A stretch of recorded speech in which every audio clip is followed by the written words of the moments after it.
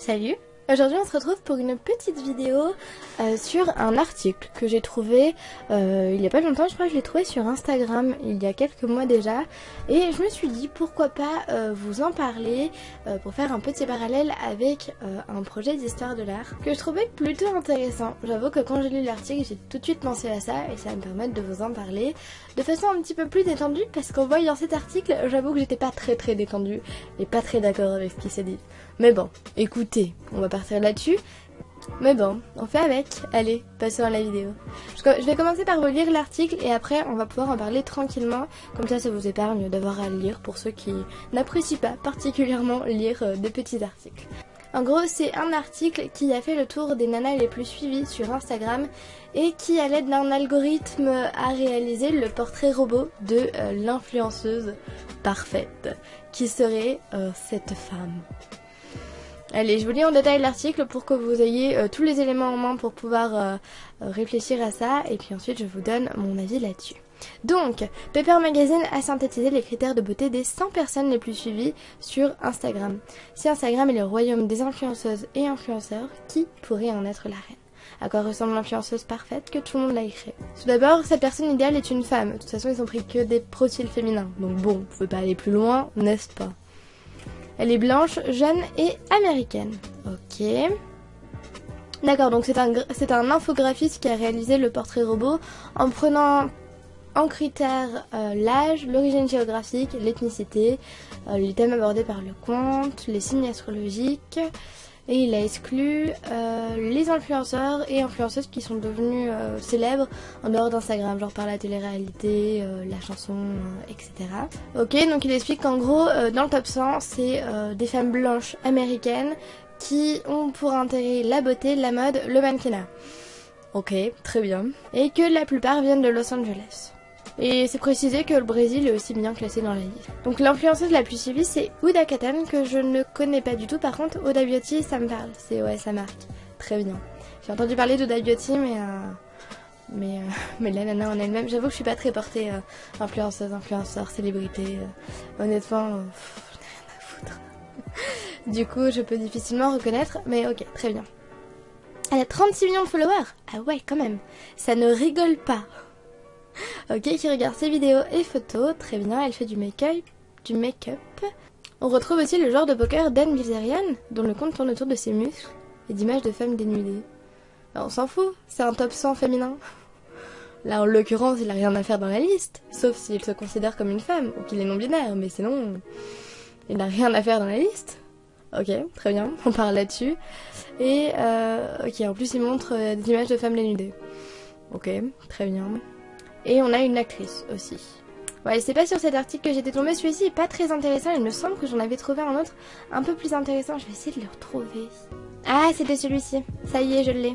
Et en fait, c'était surtout en lisant celui-ci que j'avais tiqué. L'autre avant fait aussi tiquer parce que bon, l'étude, voilà. Mais alors celui-ci, d'autant plus. Donc en gros, je vous lis tel quel le truc, comme ça, vous dire un petit peu vers quel sens l'article est tourné et qu'est-ce qu'il met en avant. À quoi faut-il ressembler pour devenir une star des réseaux sociaux? C'est la question que s'est posée le célèbre magazine culturel américain Paper, qui, partant du postulat que tout le monde se ressemble, yay, un plaisir, de nos jours sur Instagram, a décidé de mixer les visages des 100 personnes les plus suivies de la plateforme pour créer l'influenceuse parfaite. Un portrait robot révélateur. Pourquoi une influenceuse et pas un influenceur? En gros, tout simplement car l'un des premiers constats de cette petite expérience fut de remarquer que les 100 personnes les plus suivies sur Instagram sont très majoritairement des femmes, blanches et anglophones. Ok. Plus d'un tiers de ces influenceurs, 38 sur 100, résident aux alentours de Los Angeles. Très bien. Donc en gros, on a donc portrait robot d'une femme blanche, au visage sculpté, aux yeux en amande, un petit nez rond et une bouche assez pulpeuse. Très bien. Donc je vous relis pas ça parce que c'est exactement le même passage, l'infographisme, il s'est appuyé sur les origines, etc. Et en gros, ils expliquent que les minorités sont exclues. Autre remarque suscitée par la création de ce portrait robot, les personnes issues des minorités sont encore très largement sous-représentées parmi les influenceurs les plus suivis d'Instagram. Et parmi les plus classés, on retrouve que l'influenceuse la plus populaire est Huda Kattan. En fait, ce qui m'a dérangé avec cette étude, c'est qu'ils ont voulu créer le visage de l'influenceuse parfaite, mais pour ça, ils ont utilisé les 100 personnes les plus suivies sur Instagram. Sauf que le premier problème, c'est qu'on suit pas quelqu'un sur Instagram pour son faciès en fait. Moi, c'est la personnalité que je suis, les posts, etc. Ce qui m'embête avec ces 100 personnes qui ont été choisies et mises en avant, c'est que c'est des personnes qui ont d'autant plus de visibilité que d'autres influenceuses. Je m'explique. Elles ont énormément de visibilité, notamment via leur marque, parfois via les personnes avec qui elles sortent, les personnes avec qui elles traînent. Et en fait, ce qui m'embête, c'est que on ne suit pas les gens sur Instagram pour leur tête.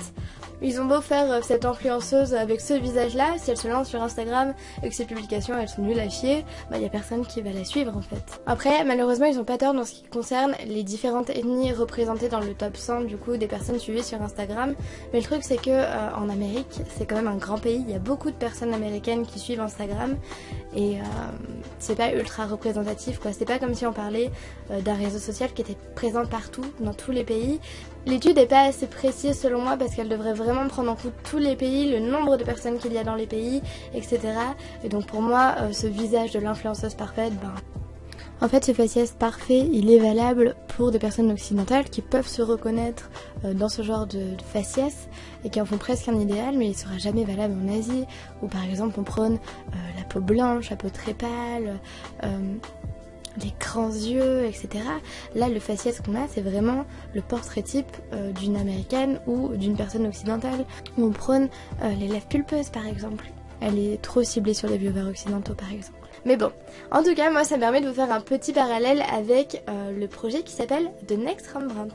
Je vous montre ça dessus. En fait, j'avais étudié ça en cours d'histoire de l'art et quand je suis tombée du coup sur l'article L'influenceuse parfaite, avec ce côté on prend 100 portraits de femmes différentes et on en fait un portrait robot, j'ai de suite pensé à ce projet. En gros, pendant 3 mois, 300 œuvres de Rembrandt ont été scannées pour analyser le placement du nez par rapport à la bouche, l'espacement entre les yeux, la longueur des cheveux, où est-ce qu'ils plaçaient la racine des cheveux, etc.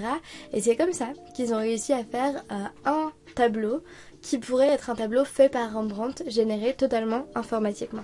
Donc enfin ça c'est ce que je vous dis de mémoire, je vous lis un petit peu l'article sur lequel je viens de tomber, je sais pas s'il est intéressant ou pas, j'avoue que je ne l'ai pas lu. Qu'est-ce qu'ils nous disent ?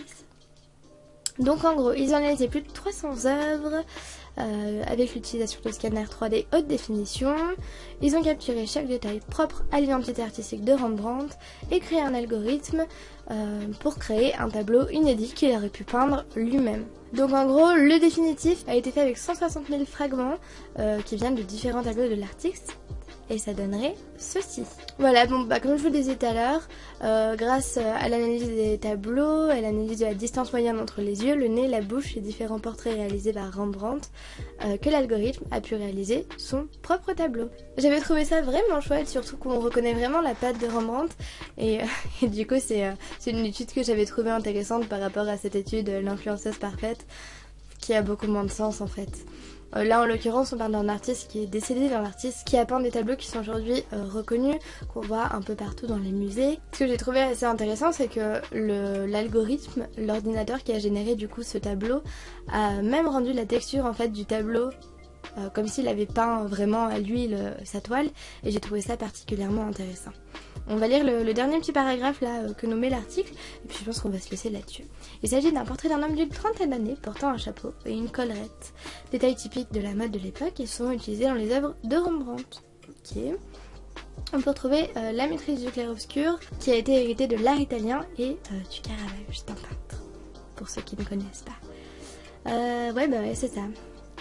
L'un des détails les plus surprenants du travail est dans le rendu de la peinture, puisque l'ordinateur a reproduit la texture type d'un tableau de Rembrandt. Les coups de pinceau et les couches de peinture ont ensuite été reproduits à l'aide d'une imprimante 3D.